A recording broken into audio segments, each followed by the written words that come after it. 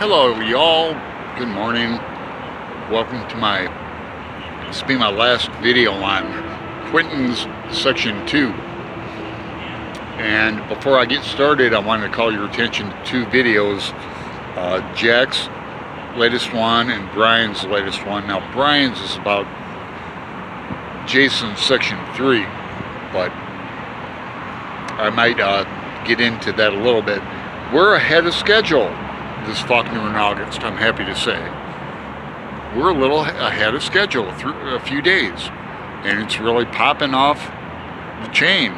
The Voxer group is hopping. We're having videos by a lot of people. I'll include my playlist in the description box below.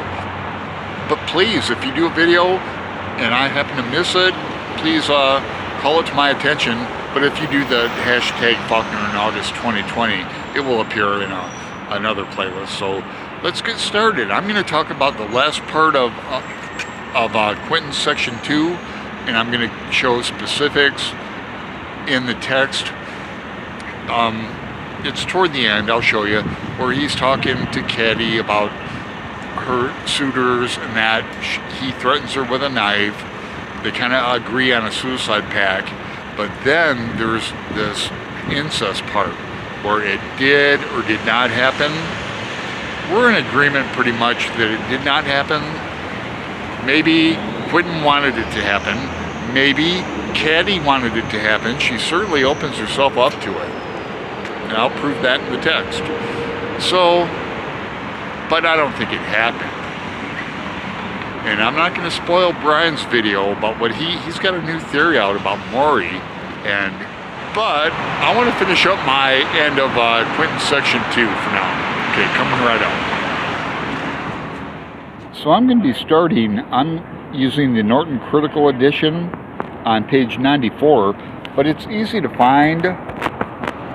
You'll find it by looking. It's another one of those examples from page 68 I mentioned in my previous video. There's no paragraph indents in the section I'm talking about. It goes on for pages. Alright? It goes on until... What effect does that have on a reader? Well, I don't know what effect it has on you, but it puts me in a dream state where there's no end punctuation or anything. So let's just start here.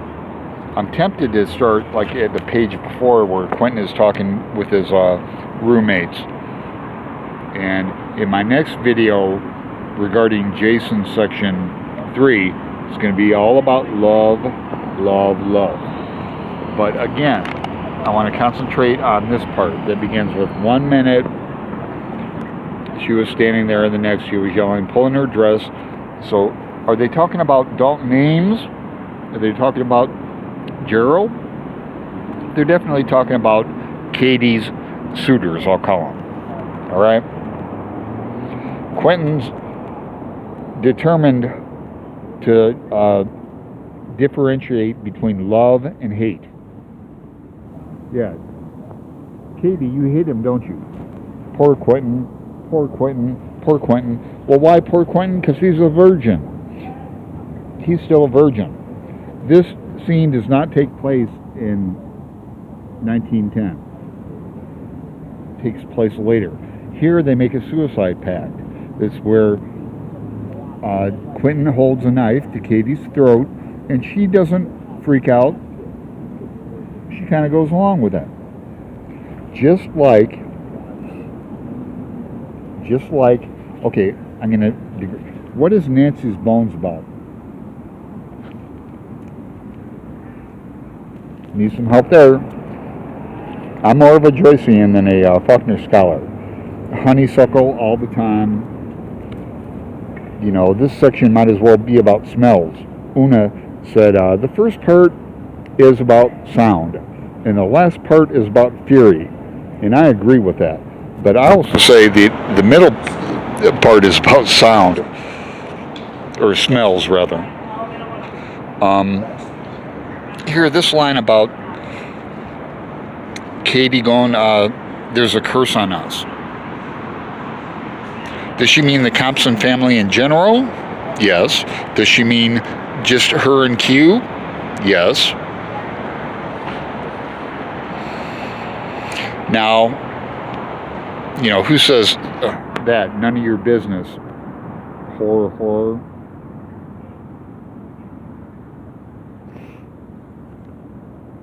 Honeysuckle again. We're in the part about he's back now with his roommates.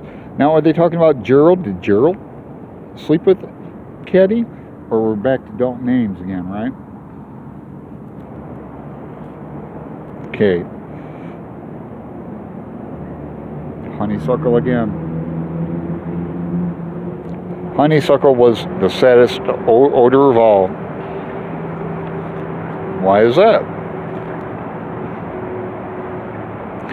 Alright, at the end, we've got Quentin is determined to kill himself. He's counting the hours. Now, Jack's reading a vintage. No, he's reading another edition of the book, but I have a lot of footnotes in the, you know, the critical edition about Bible. Brian mentioned the beast with two backs, Othello reference. So it's not all about Macbeth, the Sound of the Fury. It's a lot about Shakespeare, and there's so many Bible references in here. But let me find the part. Here it is on page 98, 99.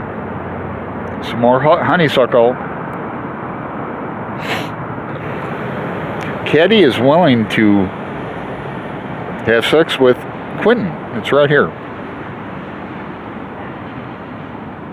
This is the whole part about, you know, her love for Quentin, just to, you know, calm him down or pacify him or whatnot, or to, you know, love him. This book is all about love. Even Jason has love. He doesn't. His actions are all about love of the family, of himself, of Caddy.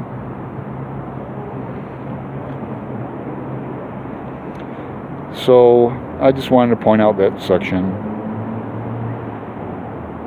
You know, Uncle Maury, to teach us the same thing, she couldn't see that Father was teaching us that all men are just accumulation dolls stuffed with sawdust, swept up from the trash heaps where all previous dolls have been thrown away.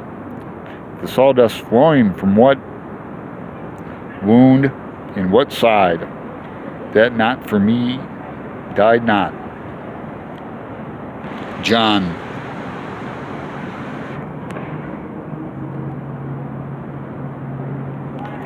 And then we're at the end where they're back with the roommates, and he's got an hour till his death. What about that line?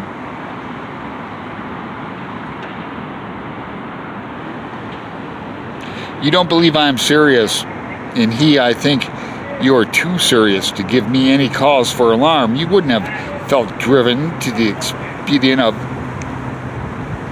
telling me you had committed incest. Otherwise, I wasn't lying. I wasn't lying. And you wanted to sublimate a piece of natural human folly into a horror and then exercise it with the truth. And it was to isolate her out of the loud world. So I'll leave you with that, which is probably more questions than answers.